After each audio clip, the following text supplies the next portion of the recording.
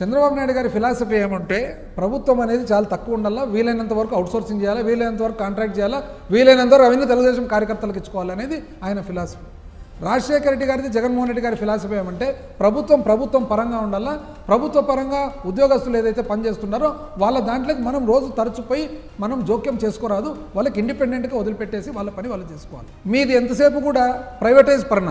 అందుకని మీరు ఇంతకు ముందు కూడా ముఖ్యమంత్రిగా ఉన్నప్పుడు నిజాం షుగర్స్ నుంచి లెక్క పెట్టుకుంటే అన్ని ప్రభుత్వ రంగ సంస్థలన్నీ కూడా ప్రైవేటైజేషన్.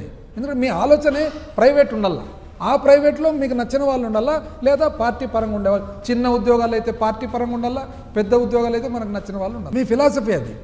ఆ ఫిలాసఫీ మీకు ఉంది కాబట్టే ఈరోజు మెడికల్ కాలేజ్, ప్రభుత్వ మెడికల్ కాలేజీలు 17 మెడికల్ కాలేజీలు ప్రైవేటైజ్ చేయాలని చెప్పి చివరకు గుళ్ళల్లో ఉండే పారిశుద్ధ్య పని కూడా మీరు ఈ మధ్యలో ప్రైవేటైజ్ చేసినారు. ఒక వ్యక్తికి ఇచ్చినారు. డాక్టర్ పివి రమేష్ గారు అని చెప్పి సీనియర్ ఐఏఎస్ ఆఫీసరు, విశ్రాంతి అధికారి. 2024 ఎలక్షనప్పుడు నిజం చెప్పండి మీకోసం చాలా కష్టపడి పనిచేశారు.